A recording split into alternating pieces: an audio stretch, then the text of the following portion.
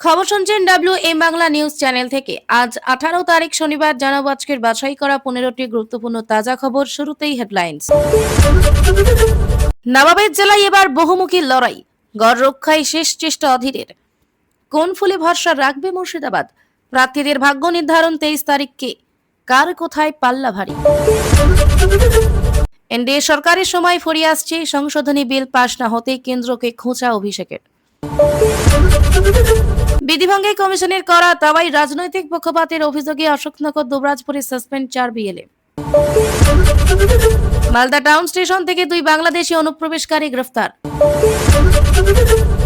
জাতীয় স্বার্থে অটুট জোট ডিলিমিটেশন বিল খারিজে তৃণমূল শীর্ষ নেতৃত্বকে ধন্যবাদ রাহুল অখিলেশের।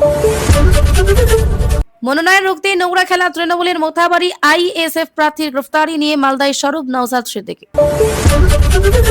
খেলা তুমি শুরু করেছে, শেষ আমি করব, শাহকে চ্যালেঞ্জ ছড়িয়ে 4 মিনিট পর বদলার হুঁশিয়ারি অভিষেকের।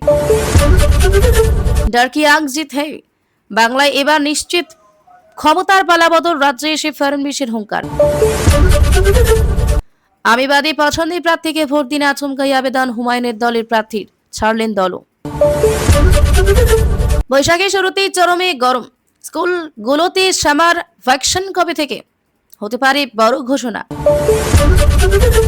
মরিশাসের সমুদ্র অর্থনীতি রক্ষায় পাশে ভারত, প্রশিক্ষণ দেওয়া হলো 516 জন অফিসারকে। সাংবাদিক সাজিয়ে বুথে দলীয় কর্মী ঢোকানোর ছক, তৃণমূলের বিরুদ্ধে গভীর ষড়যন্ত্রের অভিযোগ শুভেন্দুর, তোলপাড় বাংলা। ইন্দিরা গান্ধীও চাননি, আর এখন সংসদে দাঁড়িয়ে ডিলিমিটেশন ইস্যুতে কংগ্রেসকে তুলোধনা অমিত শাহের। সিরিয়া থেকে সেনা সরালো আমেরিকা, আবারও বিপদে বন্ধুদের একা ফেলে পালালো ওয়াশিংটন। হুঁশিয়ারি পাল্টা হুঁশিয়ারিতে সরগরম বঙ্গের ভোট প্রচার, অভিষেক বললেন মমতার মতো উদার নই। নবাবের জেলায় এবার বহুমুখী লড়াই, গড় রক্ষায় শেষ চেষ্টা অধীরের। কোন ফুলে ভরসা রাখবে মুর্শিদাবাদ? প্রার্থীদের ভাগ্য নির্ধারণ 23 তারিখকে।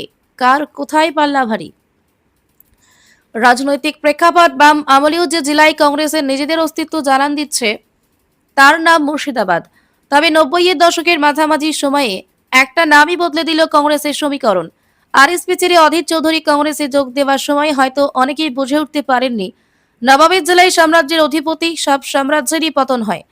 2024-এ সেই পতন দেখল বাংলা। এবার রবিনহুডের ঘুরে দাঁড়ানোর লড়াই। তৃণমূলের থাকাকালীন আজকের বিরোধী দলনেতা শুভেন্দু অধিকারীর হাত ধরে সবার অলক্ষ্যে সংখ্যালঘু ভোট সরে গিয়েছে তৃণমূলের দিকে। তারই ফল দেখেছে 2021-2024 22টি বিধানসভা কেন্দ্রের 20টিতেই জয় পেয়েছিল তৃণমূল। 70% সংখ্যালঘুর জেলায় 2টি আসনে বিজেপির জয় মুর্শিদাবাদের রাজনীতিতে অন্য মোড় এনেছে। তবে সব উত্থান পতনের পর 2026 একেবারে নতুন প্রেক্ষাপট তৈরি করেছে। তৃণমূলের সর্বভারতীয় সাধারণ সম্পাদক অভিষেক বন্দ্যোপাধ্যায় এই পরিস্থিতির পেছনে 3টি এজেন্সির ভূমিকা আছে বলে উল্লেখ করেছেন। তার কথায়, একটি এজেন্সির নাম নির্বাচন কমিশন, দ্বিতীয় এজেন্সি অধীর চৌধুরী, আর তৃতীয় হলো মিম হুমায়ুন কবিরের জোট। যদিও অভিষেকের এই বক্তব্যের পর ইতিমধ্যে মিম হুমায়ুন জোট ভেঙে দিয়েছে বারবার বদলে যাওয়া সমীকরণে দিশেহারা রাজনৈতিক বিশ্লেষকেরাও। এদিকে মুর্শিদাবাদের জেলায় যখন সব পক্ষ সংখ্যালঘু ভোট জোটাতে ব্যস্ত, 70 আর 30% হিসেবে মশগুল, তখন বড় ধাক্কা দিয়েছে এসআইআর। এক ধাক্কায় জেলার প্রায় 7 লক্ষ ভোটারের নাম বাদ পড়েছে। এর প্রভাব যে কোন শিবিরে পড়বেই তার হিসেবে কষা শুরু হয়ে গিয়েছে। নজরে কোন কোন কেন্দ্র? জেলায় মোট 22টি বিধানসভা কেন্দ্র, এর মধ্যে বেশ কয়েকটি রাজনৈতিক গুরুত্ব শুধু জেলা নয়, গোটা রাজ্যের জন্য তাৎপর্যপূর্ণ। বহরমপুরে এবার অধীর শক্তি রুখতে ময়দানে থাকবে বিজেপি তৃণমূল উভয়েই। 21-এ সুব্রত মৈত্রের হাত ধরে এই আসন ছিল বিজেপির দখলে। অন্যদিকে এই জেলায় রয়েছে শেখ সাগর দিঘি, যে কেন্দ্র উপনির্বাচনে তৃণমূল বিজেপি বিরোধী জোটকে অক্সিজেন জুগিয়েছিল, কিন্তু কয়েক মাসের মধ্যে সেই বিধায়ক হাত ছেড়ে দেন। সেই বাইরন এবার তৃণমূলের প্রার্থী। এদিকে 21-এ মুর্শিদাবাদ প্রায় পুরোটাই আয়ত্তে এনে ফেললেও এবার 7 কেন্দ্রে তৃণমূলের বিধায়ক হয়ে বাদ পড়েছে, অথবা তার কেন্দ্র বদল হয়েছে। কোনো কোনো কেন্দ্রে বিদ্রোহের শুরু মাথা ব্যথা বাড়াচ্ছেই শাসক দলের। তৃণমূলের হাতে থাকা রেজিনগর ও নওদায় আম জনতা উন্নয়ন পার্টির চেয়ারম্যান হুমায়ুন কবির নিজেই প্রার্থী হয়েছেন। তাই সেই 2 কেন্দ্রে যেমন নজর থাকবে বেলডাঙ্গাতেও। বেলডাঙ্গাতেই হাইওয়ে ধারে শিলান্যাস হয়েছে বাবরি মসজিদের। যদিও হুমায়ুনের স্প্রিং প্রকাশ্যে আসার পর মুহূর্তে বদলেছে হাওয়া। জেলার রাজনৈতিক মহলে কান পাতলে শোনা যায় পদ্মের সংগঠন ক্রমশ শক্ত হচ্ছে মুর্শিদাবাদ নবগ্রাম জঙ্গিপুরে। তবে এসআইআর প্রক্রিয়ায় বহু সংখ্যালঘু ভোটারের নাম বাদ যাওয়ায় অধিকাংশ আসনেই প্রভাব পড়ার সম্ভাবনা রয়েছে। অধীর ফ্যাক্টর না, তিনি বাদাম বিক্রি করছেন না, পদ গিয়েছে, সংসদীয় রাজনীতি থেকেও বিদায় নিতে হয়েছে। ইউসুফ পাঠানের মতো আনকোড়া প্রার্থীর কাছে হেঁটেও রাজনীতি থেকে সরেননি অধীর চৌধুরী। নিয়মিত সাংবাদিক বৈঠকে বসেন, সব ইস্যুতেই প্রতিক্রিয়া দেন। কংগ্রেস সভাপতির পদ না থাকলেও বাংলার রাজনীতিক থেকে আম জনতার কাছে যে অধীর কংগ্রেসের মুখ তা বলার অপেক্ষা রাখে না। প্রায় 25 বছর ধরে সংসদীয় রাজনীতি করা অধীর অন্তত 30 বছর পর আবারও বিধানসভা ভোটের ময়দানে। তবে তার সামনেও একাধিক চ্যালেঞ্জ রয়েছে। কিন্তু অধীর ময়দানে নামতেই বাড়তি অক্সিজেন পেয়েছেন জেলার কংগ্রেস নেতা কর্মীরা। এই প্রেক্ষাপটে এবার অধীর হওয়ায় মুর্শিদাবাদের একাধিক বিধানসভা আসনে কংগ্রেসের পালে হাওয়া লাগার সম্ভাবনা তৈরি হয়েছে। তবে এবারও অধীরের সামনে বড় চ্যালেঞ্জ ইউসুফ পাঠান। একেবারে মাটি আগলে একাধিক কেন্দ্রে তৃণমূলের হয়ে প্রচার চালাচ্ছেন তিনি। আর তা তৃণমূলকে নবাবের গড়ে অনেকটাই এগিয়ে রাখতে পারে বলে মত। বাবরি থেকে স্টিং শিরোনামে হুমায়ুন অধীর চৌধুরী হাত ধরে একসময় রাজনীতি করেছেন হুমায়ুন কবির। কংগ্রেস তৃণমূল বিজেপি সব দল ঘুরে ফেলার পরেও তৃণমূল তাকে টিকিট দিতে দ্বিধাবোধ করেননি। ভারতপুরে তার জয়ের রেকর্ডই বেশি। এমনকি নির্দল হয়ে টেবিল চিহ্নের লড়িয়েও তৃণমূলকে টপকে গিয়েছিলেন হুমায়ুন। সেবার মাত্র 3000 ভোটে হেরে গিয়েছিলেন কংগ্রেস প্রার্থীর কাছে। আর তৃণমূল প্রার্থীর থেকে 60,000 ভোট বেশি পেয়েছিলেন। সেই হুমায়ুনই তৃণমূল বিধায়ক থাকাকালীন ঘোষণা করেন বাবরি মসজিদ গড়ার, যা ভোটবঙ্গে বড় ফ্যাক্টর হয়ে ওঠে। কিন্তু সব সাজানো বাগান তছনছ করে দিল একটা স্ট্রিং অপারেশন। আর এই ভিডিও ঘিরে তোলপাড় জেলার রাজ্য রাজনীতি, বিশেষ করে যে জেলার একটা বড় অংশের সংখ্যালঘুদের মধ্যে প্রভাব পড়েছে। যেভাবে সংখ্যালঘুদের বোকা বানানোর কথা বলতে হুমায়ুনকে শোনা যাচ্ছে, তাতে তার উদ্দেশ্য নিয়ে সন্দেহের বাতাবরণ তৈরি হয়েছে। মিমের গোপন খেলা, তৃণমূলের কথাই তারা বিজেপির বি টিম। পশ্চিমবঙ্গে মিম নতুন নয়। 21শে বিধানসভা নির্বাচনে আইএসএফ এর সঙ্গে জোট বাঁধার ইচ্ছা প্রকাশ করেছিলেন আসাদউদ্দিন ওয়াইসি। কিন্তু 26শে বিধানসভা নির্বাচনে যেভাবে চর্চায় উঠে এসেছে মিমের নাম, তা কোসমিন কালিও দেখেনি পশ্চিমবঙ্গ। বিহারে বিধানসভা নির্বাচনে পশ্চিমবঙ্গের সীমান্ত ঘেঁষা বিধানসভা আসনগুলোতে যেভাবে জয় পেয়েছে ওই দল, তারপর থেকেই সন্দেহটা বাড়ছিল। আর তারপরই প্রকাশ্যে আসে বিহার ঘেঁষা কয়েকটি জেলায় রীতিমতো জেলা সংগঠন তৈরি করে ফেলেছে তারা। এবার মুর্শিদাবাদ সহ বেশ কয়েকটি জায়গায় প্রার্থীও দিয়েছে মিম। ফলে ভোট কাটাকাটির একটা বড় আশঙ্কা রয়েছে। দগদগে ধলিয়ান রাজনীতির মঞ্চে দাস পরিবার এপ্রিল 2025। আর 5টা বিক্ষোভের মতোই সংবাদ মাধ্যমে এসে পৌঁছেছিল শামশেরগঞ্জের খবরটা। কিন্তু সেই আগুন যখন নিভল, তখন পাড়ায় পাড়ায় অলিতে গলিতে উঠে এলো বিভৎস ছবি। দগ্ধ কঙ্কালসার বাড়িগুলোর মধ্যে সংসার হাতড়ে বেড়াচ্ছে মানুষজন। বিক্ষোভ শুরু হওয়ার ঠিক পরের দিন জাফরাবাদে উদ্ধার হয় পিতা পুত্রের দেহ। রক্তে ভেসে যাচ্ছে, কুপিয়ে খুন করার অভিযোগ ওঠে। 8 এপ্রিল 2026। বিজেপির হয়ে ভোট প্রচার করছেন হিংসায় মৃত হরগোবিন্দ দাসের স্ত্রী পারুল দাস ও মৃত চন্দন দাসের স্ত্রী পিঙ্কি দাস। জানা যায়, হরগোবিন্দ দাসের পরিবার বাম সমর্থক ছিল, কিন্তু নৃশংসভাবে খুনের ঘটনার পরেও বামেদের তরফে কেউ যোগাযোগ করেনি বলে অভিযোগ ওঠে। শামশেরগঞ্জ বিধানসভার বিজেপি প্রার্থী ষষ্ঠীচরণ ঘোষকে কি আলাদা কোনো অ্যাডভান্টেজ দেবে পারুল পিঙ্কির উপস্থিতি? রাজনৈতিক মহলের মতে সেই সম্ভাবনা উজ্জ্বল। বেলডাঙ্গার প্রভাব ইভিএমে। ভিন রাজ্যে বাঙালি শ্রমিক আলাউদ্দিন শেখের মৃত্যুকে কেন্দ্র করে এমন পরিস্থিতি তৈরি হলো যে নড়ে চড়ে বসলেন খোদ অমিত শাহ। এনআইএ কে তুলে দেওয়া হলো তদন্তভার।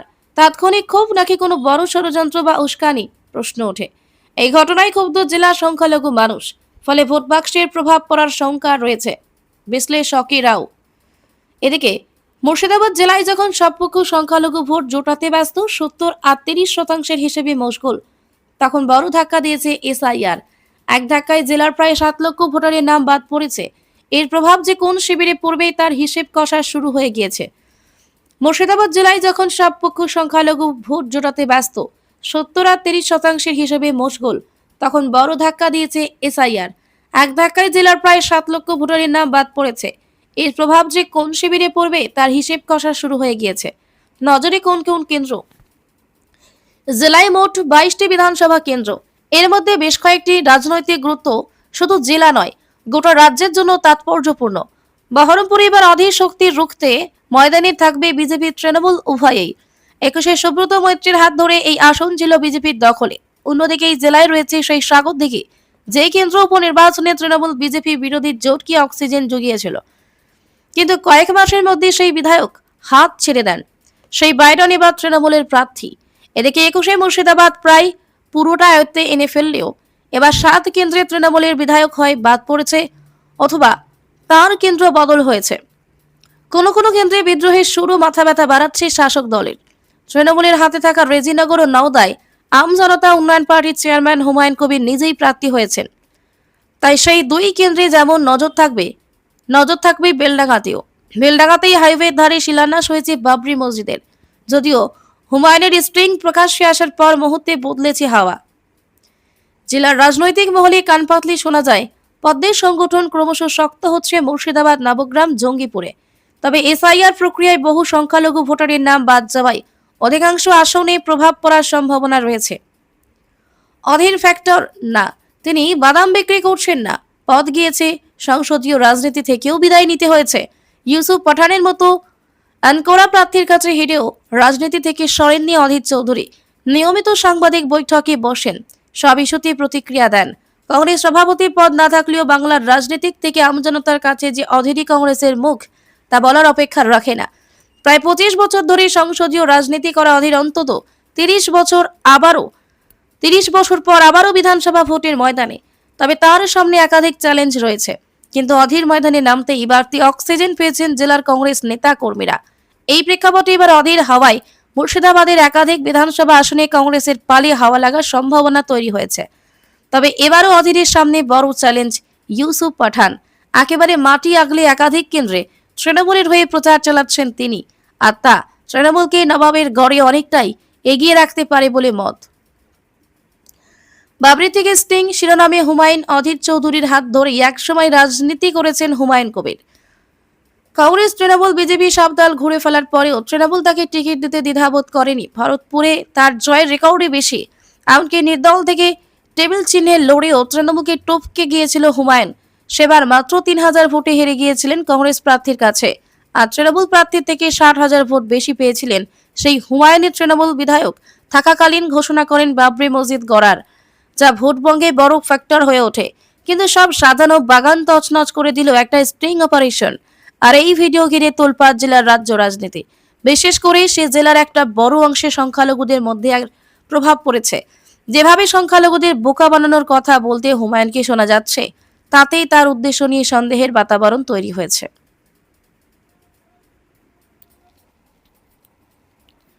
দগদগে ধনিয়ান রাজনীতির মঞ্চে দাস পরিবার, এপ্রিল 2025। আর 5টা বিক্ষোভের মতোই সংবাদ মাধ্যমে এসে পৌঁছেছিল শামশেরগঞ্জের খবরটা। কিন্তু সেই আগুন যখন নিভল, তখন পাড়ায় পাড়ায় অলিতে গলিতে উঠে এলো বিভৎস ছবি। দগ্ধ কঙ্কালসার বাড়িগুলোর মধ্যে সংসার হাতড়ে বেড়াচ্ছে মানুষজন। বিক্ষোভ শুরু হওয়ার ঠিক পরের দিন জাফরাবাদে উদ্ধার হয় পিতা পুত্রের দেহ। রক্তে ভেসে যাচ্ছে, কুপিয়ে খুন করার অভিযোগ ওঠে।